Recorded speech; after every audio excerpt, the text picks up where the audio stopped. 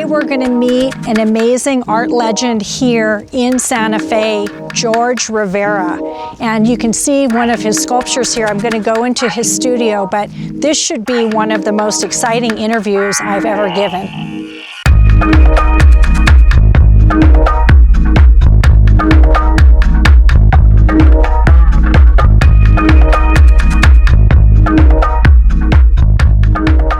George, thank you so much for having me here, and your studio is amazing.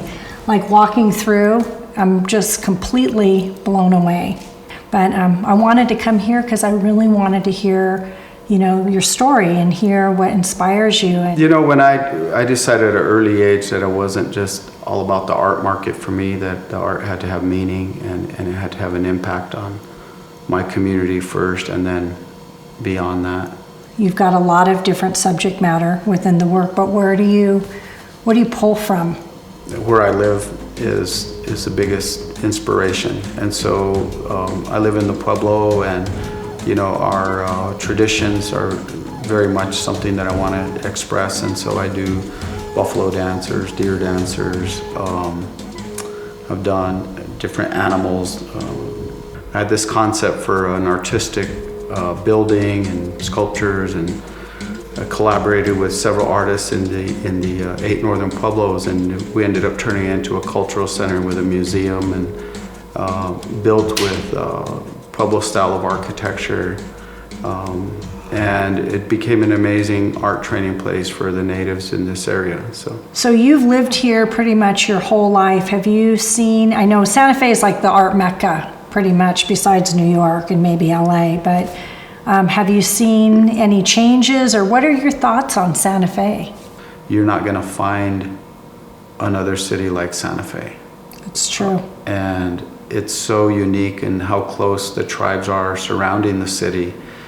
It's the native culture and the Spanish culture and the mixing of the cultures that is respected, and that has been retained in this area that makes it so strong. I know that you've had some hardships, and I want to know, maybe you can share what you feel comfortable sharing, about that? Yeah, a few years ago I lost my son to a tragic car accident where it was an innocent accident. Somebody had a heart attack and crashed into our babysitter, and my son was paralyzed, and he lived for 14 months, but his injuries in his spinal cord were too much, and he couldn't make it. And then we talked to him about what does he want to be known by, and he happened to be an amazing hoop dancer.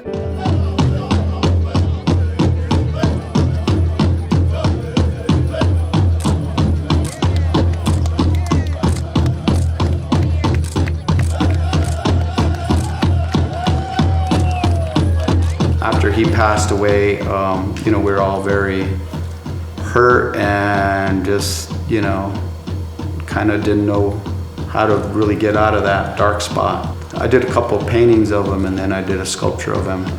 And so I figured, to take his energy and his legacy and put it into a medium that I have that I can respond to.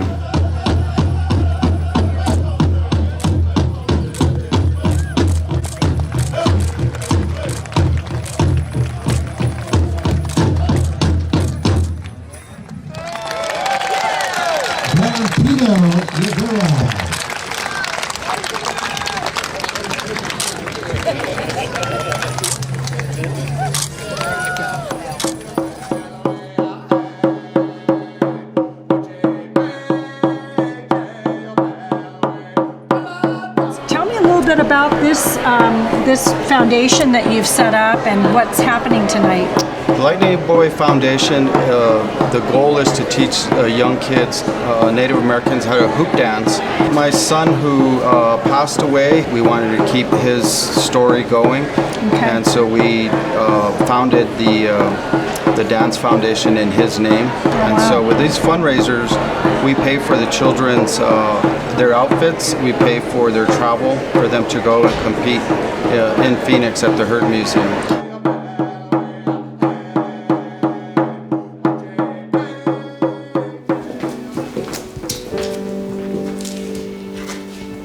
painting of Valentino Cigawino. This is a lightning bolt which represents his Tewa name, his Indian name, Cigawino. And he was a hoop dancer. And so this is when he was 6 years old. And every time he created the world and then had it up in the air and then set it down, he would jump over it. Wow, that's incredible. That's really, like, to me, I feel like he's in the heavens. You know, you really feel that he has joy, and it's a powerful piece.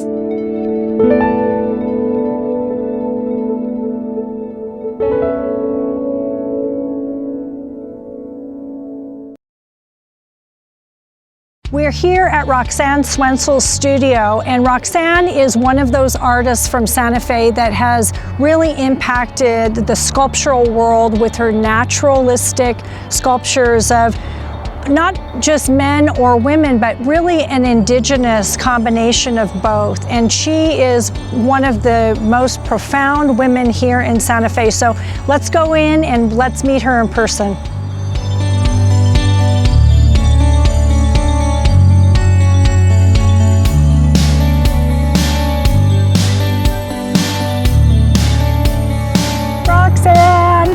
I'm so happy to be able to come to your studio and talk with you.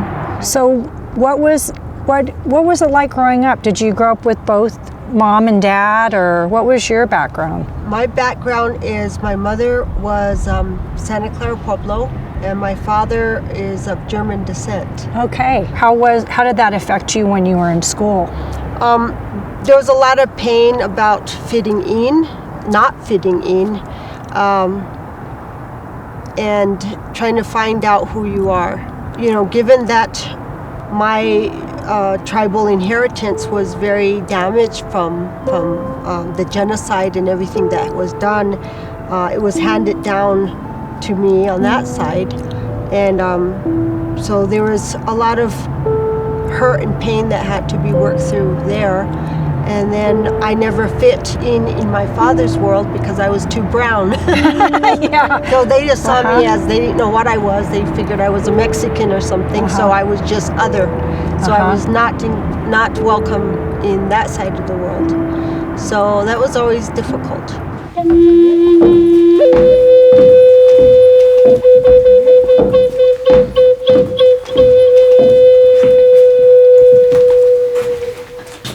This is a good example of a very early piece I did, probably in my late teens, actually. Wow. And it's come back, you know, through the grapevine, but I find it an extraordinary piece showing how I'm struggling with two sides of myself and cultural differences, and also, as you can tell, doesn't have any gender. It's just two sides trying to come together, and it's called Holding Myself Together. Did you use the art as a child? Do you ever remember any art pieces that you did that were an expression of what you were feeling at that time? I am forever grateful that my mother handed me clay as a child, because I struggled a lot with language, because I had a speech impediment to start with, so I couldn't even communicate simple things very easily. But she handed me clay, and immediately I started to create little people out of the clay that were expressing what I was trying to express to my mother. So I never thought of it as art, it was a language to me. I always laugh, this place is everything to me. This is where I was born, this is where I grew up, and me being a Pueblo woman from this area, it can't help but be grounded in the dirt here. Right. It can't help but be affected by the sunlight here. It's just You're absorbing from everything and bringing it out. So this piece is called Sitting on My Mother's Back. And it's a piece I did about our relationship to Mother Earth I do a lot of female figures now that represent the earth herself. And she is the earth, and she's got two figures sitting on top of her. And these two figures symbolize all of us. Using and participating and living our lives on earth, but not necessarily acknowledging her. And she's a little forgotten, obviously. She's not being recognized or loved or honored very much. He's sitting here sort of pompously holding his apple. I mean, it's a reverse on the Eve. He's taking, you know, the fruits of her labor and her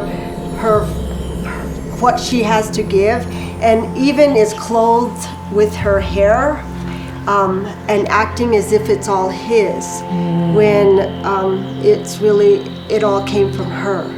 Wow. So that's a statement on, you know, let's remember again where everything we have comes from, and give her real recognition and honor for that. Art, to go sell art, is a very Western Yes. way of thinking. In my culture, you didn't make art to go sell. Right. That's a Western thought. So I took advantage of that in a way and going, I'm going to take what I learned from my indigenous culture and I'm going to put my art out in the Western world, but it's going to have a message that comes from this world over here, trying to bridge that gap. I think that's beautiful, and that's why people really respond in such a deep way, you know, when they look at your work. Maybe, and also it's emotional. And It's everybody, very emotional. That's the one thing I found out, that all humans have one common language, and it's the emotion. What an incredible journey we just took with this amazing sculptor. Roxanne really brings the whole spirit of Santa Fe alive, and I love the fact that her whole essence of who she is as a sculptor comes from the earth. It comes from who she is as a Native American woman, and she's just profound in every way. It was just a wonderful time.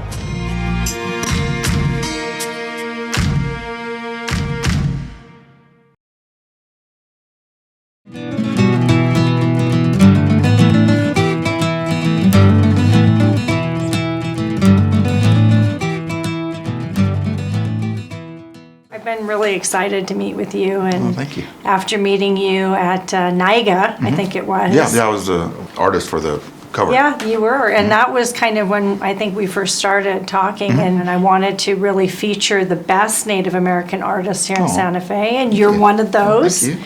What was it like, your early childhood, like your early beginnings? Well, I always drew, and I remember actually the moment that it all clicked. I was alone in my dad's van in the garage just drawing, and I remember it all clicked. It's like drawing is just comparing lines, negative space, positive space, you know, and all it is comparing. And so that really inspired me.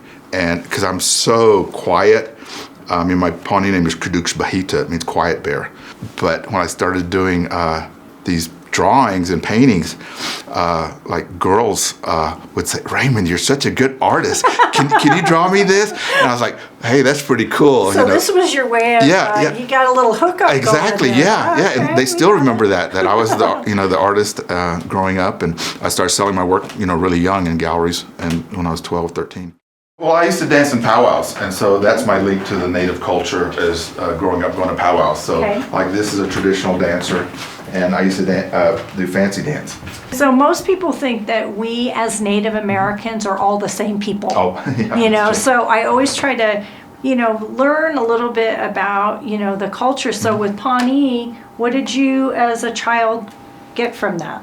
Well, they're really into farming. I'm not into farming, but I love painting them and depicting them. I mean, I grew up going to Pawnee every year and going to the Pawnee powwow. I learned how to dance there, and I still go back, and I mean, that's my mother's home. And I still have family there. Yeah, well, my mom was Pawnee, and we used to go to powwows all the time. She loved Indian art. Okay. She used to commission Native artists when I was young, to Native painters to do commissions and stuff. And so I was surrounded by Indian art. I do, wildlife, and I do plein air painting, but I always come back to native subject matter because that's my therapy. I feel close to my mom, and also that's why I do birds. Because I do a lot of hummingbirds and even fat little angry birds. I started doing hummingbirds after my first little boy passed away, Jack, and my wife at the time and I had all these little hummingbirds come really close to us, and people gave us pots and paintings of hummingbirds, not knowing the symbolism of the native culture. Right. And so I still do them even 20 years later. And so a lot of my work has to do with my therapy for my mom and my son.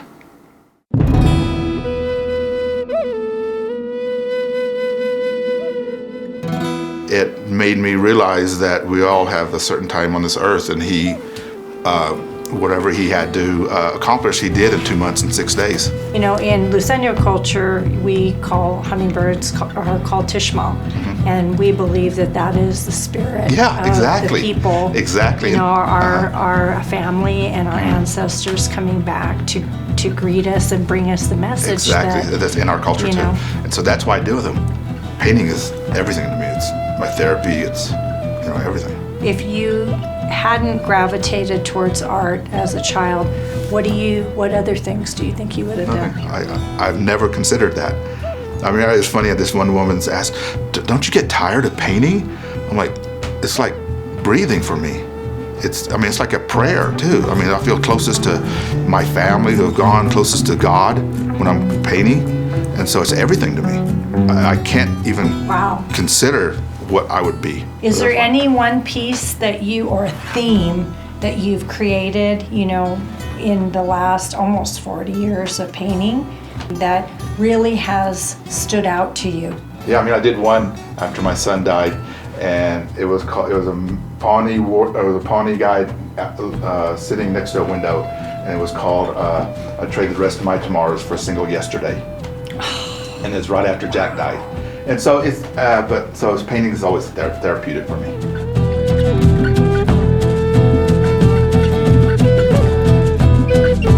Well, we can see why artists like Raymond have made their home here in Santa Fe. It's such a beautiful place, and it's been an artist colony since the turn of the century. The Native Americans refer to it as the place that the sun dances, and we can see why artists are attracted to this community from all over the world.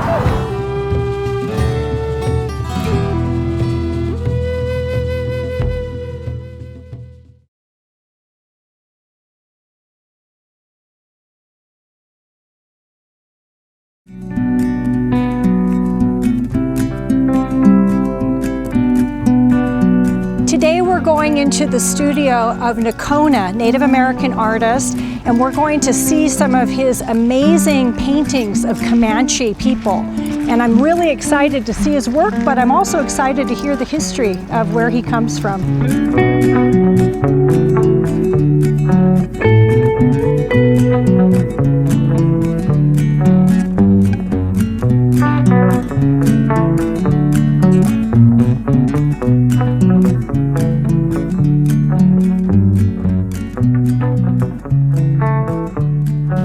Thank you so much for having me here, Nocona, and welcome. I've been a fan of your work. I've seen it a couple times, obviously at Indian Market. Right. Originally from Oklahoma. Okay. Kind of grew up all over the country. Instead of being like a military brat, I was an education brat. My dad and mom have, degrees. My dad's got a couple master's degrees and PhDs. So we were kind of like, whenever he got a new degree, we were off to Pennsylvania, Montana. He was the head of department here, teaching this, doing that. They had it tough, so, and I've always told myself, and my parents worked hard to give me a good life. Even when they were going to school and working, tough jobs and stuff, they still provided. They made sure that I had what I needed. And as we kind of slowly grew together, because my parents were teenagers when they had me, and so we just kind of slowly grew together. Like how old? Teenager? My mom was 19 and my dad was 18. Wow. My dad Young jokes that I parents. made all his graduation. So I made high school, junior college, master's, PhD. Did you have any adversity growing up? My mom was one of 8 children. She was poor, and her dad is actually a code talker in the U.S. Army in World War II. And so they had some. That was the Comanche code talkers in the Army. That heritage is so ingrained in your DNA and who you are.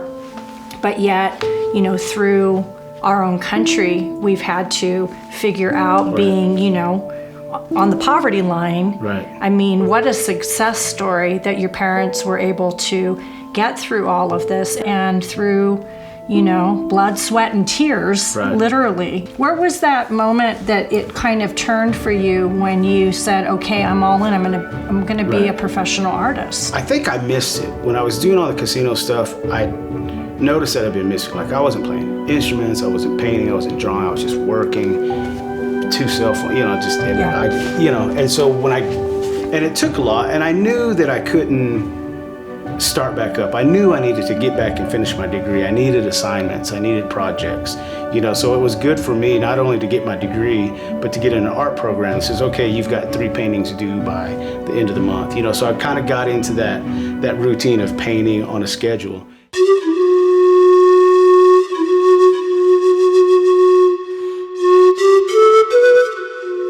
So these 2 paintings are both Quanah Parker. They're my great-great-grandfather, my mom's side. My mom's actually, her name is Lenora Parker. And so he's my great-great-grandfather. He's my granddad's granddad. And on these pieces, I actually put wooden letters mounted on there, and they're Comanche work. So Quahati means the antelope people. And so I just kind of put that on there. And then on this one, it says Numu.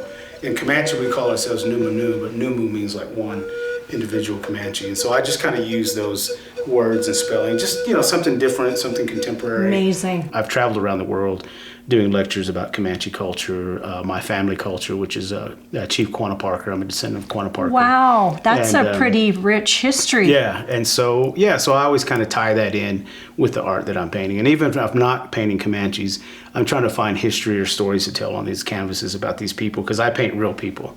You know, Okay. they're not stylized Indians or, you know, noble savages. These are real people from photographs. So you have the Right. history, kind of Right. the lineage Right. when you paint. Your work is really chronicling, you know, the history of your own tribe, and then also other research that you've done, which pulls in, you know, your educational background, your roots from Right. your parents, what you know, and it's poured out onto the canvas. It's going to be here forever.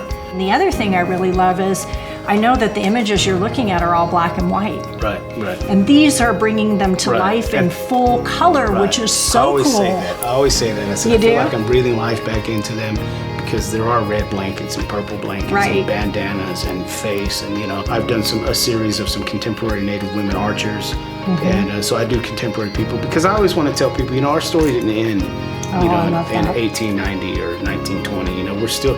I said, these are the same people. We're the same people.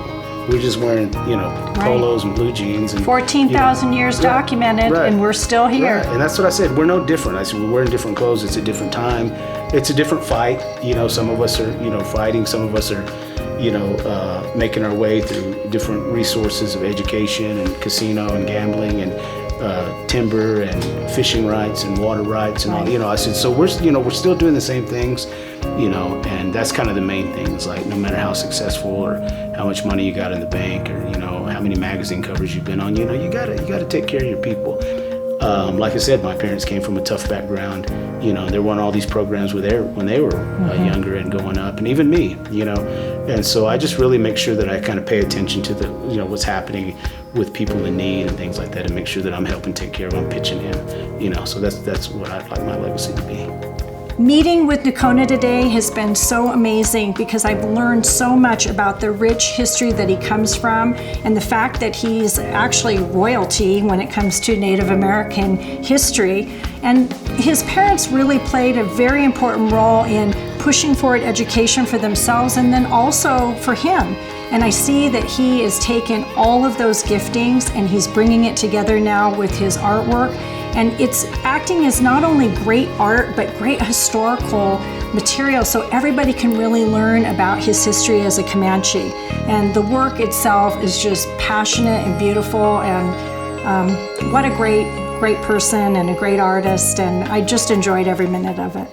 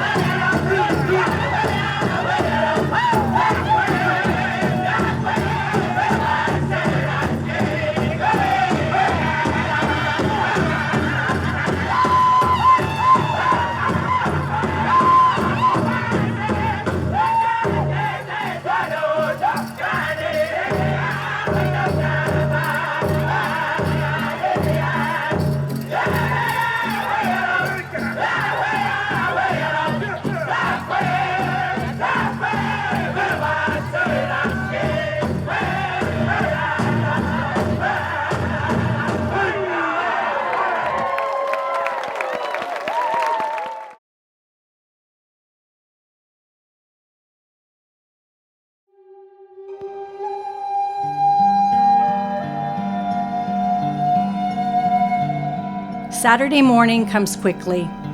We get up with the sun to meet native culinary artist Lois Ellen Frank at Santa Fe's Farmers Market. Lois, owner of Red Mesa Cuisine, has a heart for teaching people about food sustainability and the importance of indigenous plants that have kept the tribes healthy and still in existence.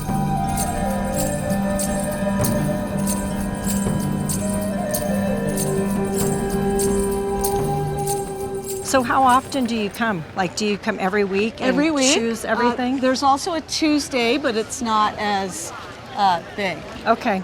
Today I'll just get some potatoes. And these are my favorite because they're very creamy, but we have the purple blue or the indigenous blue, fingerlings, and of course all potatoes given to the world by Native people. So Right. it's an indigenous crop, very important. I think one of the most special foods is the flowers of the squash, but you know there's 8 ingredients that Native people gave to the world. This magic 8 Are eight. So corn, beans, squash, chili, tomato, potato, vanilla, and cacao. All of these indigenous American foods were given to the rest of the world. And a lot of people don't know that history. So was this one of the magic 8? This is one of the magic 8. Here you have it. It's got a very thick skin that's not very good unless you get it roasted and peel it off. So that's what we do. Okay, let's see. You guys So we ready? have a fresh roasted chili. It's going to be warm, and she's starting on the end that's not as hot. As you get up to the That went well. stem, it's going to be hotter. That's where the seeds are. Wow. So you, This but is amazing. delicious. It's delicious. So there's nothing like it. I want to say our next stop is going to have to be her kitchen, but we have to go to Indian Market. Indian market. Now it's off to Indian Market. It's an incredible scene with so much talent in one place, it's hard to know who to interview. The smell of fry bread and native eagle dancers stop us at the plaza stage. I make my way through the crowd to wood carver LX Lewis from the Lakota tribe. I personally collect LX work and I'd love to see what's new. When people talk about Indian country, and even like you've been to where I'm from, from Rincon, this is like the Super Bowl of the arts in Indian country. And so you are one of, if not the premier wood carver, because there are hardly any wood carvers here. I mean, I've been walking around. Yeah. So tell us about this piece, how you actually approach it, what's the wood that you're using? And this is a hardwood. It's a dense wood. So when people always ask me that, is this a hardwood? And I said, if it was easy, everybody'd be carving it. But that was my kind of inside joke. I don't know if anybody gets it. But yeah, when I just realized too, like, man, there's a 4D instead of a 3D aspect. There's a 4D from when I'm carving. Just be the message, be the message. You have a 3D object, but you also have that fourth, which is the message of what it brings to you. Everybody has a different connection with what they see. So I just have that as a 4D. That's my new thing now. And what's the name of this one? This one is, I have the title right here. Sorry, I couldn't afford no spindles. The name is the Bethlejini. This part of the black sheep is translated as black sheep. So this wood is it's dark naturally, Right. and it's just so many different colors. So the darker part, and this ended up becoming like a dark sheep, or these are lambs, and there's a little lamb up here. So Yeah, did you guys see the little lamb? Look at that. Yeah. So detailed coming out. yeah, I look for something that's already gray and already ran its life through this life. It's laying on the ground. It has no life in it in a sense. Gray, and you think it's just firewood. I look for those pieces, and those are the Okay. ones that have the most color. And believe it or not, this was gray. So you actually stand, dig into it, and the colors come back to life. So I That's bring incredible. I bring it back into a different life. So this is a different form of it. So it's part of our own tradition, and own culture too, because we have another life in a sense, we have a life here, but we also have this other different life that's not what we see. So it's the same thought process that I always do. I always kind of give it a second life. Generations before Europeans landed on the shores of the New World, native beadwork was being made. Jackie Bread of the Blackfeet Nation has taken this art form to the next level. The winner of numerous blue ribbons at Indian Market, Jackie's booth is almost sold out before I can get there. I'm from the Blackfeet Nation, Browning, Montana. We border Glacier National Park. Okay. And so you learned this tradition from your family. Yeah. Who is the beater? Yes, my grandmother was, and she had passed away before I was born, but we had a legacy of her beadwork. And I fell in love with it. And I really wanted to know more, and my dad remembered a little bit because he had helped her and everything. So he kind of got me started, and I just went from there, and it's just all practice, practice, practice. Walk us through, like when you first started, you weren't creating this. No. I was just learning the basic stitches. Okay. And we are well known for our 2-needle stitch, where that carries, one needle carries the beads, needle and thread carries the beads, and the other one sews them down. And it's also known as flat stitch, so it gives you this very flat imagery. Who are these people? Some of them are relatives. This one is relative. His name is Thundercloud. This Jim one's Knight Rider. sold, and by the way, folks, we came a little bit later, so we didn't interrupt her and what she's here for, which is to share her beautiful work in commerce.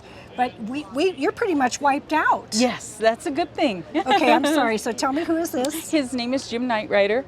His name is also Thundercloud. Okay. And just really beautiful vintage photos. My mom and dad would have been about 95 this year. So they experienced our older generation, and they knew lots of stories. So I think about those stories when I bead.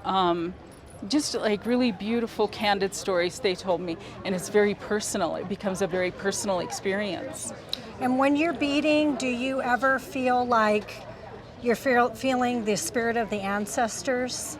Because this is what the traditions were of your tribe? Absolutely, absolutely. This is what we were known for, is for our beadwork, our high quality beadwork. And I love that I'm carrying that tradition. And to an extent, my children do. And so it's passing down now the Yes. generations from your grandmother Yes. to your hands. And I think you're just, look at this, just taking it to the absolute next level. I mean, this is just, so gorgeous. Thank you. And how long does it take you to do something like this? Beadwork is one of those kind of things, if you're not wanting to spend a lot of time, you don't want to do it. It's basically for the love of doing it, because it is so time consuming.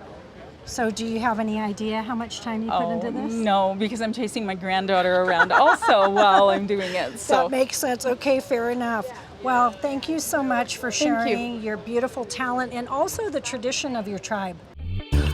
Next stop is bronze sculpture by Teresa White, a newbie to Santa Fe Indian Market. Like many Native artists, she's reconnecting with her culture through stories that have been passed down from her grandma and aunties. These look like something that, somebody who started when they were a child, and so I would imagine this must have just come to you. It did just come to me. I mean, sometimes I don't really understand it. I sometimes don't even know what I'm sculpting until it's done. That's not how it always goes, but Right. sometimes I'm just moving the clay. But I feel like I'm drawing closer to my ancestors through this process.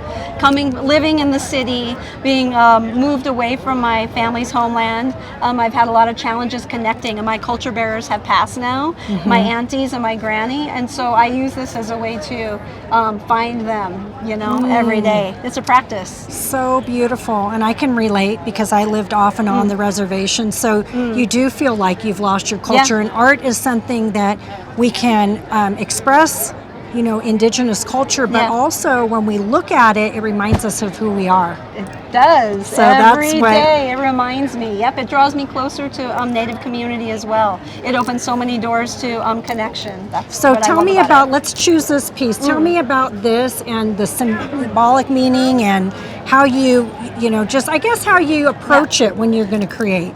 Well, this piece is brand new. It's just been done for a week. Oh. Yeah, and it's my most recent piece. And it actually, this gesture came from a story that one of my great aunties told me about the village when they were in the village, and a baby ran through the legs of Mrs. Vanderpool, and my auntie said, "Oh, you have a baby on the way." Oh. And Mrs. Vanderpool's like, "No," but she did.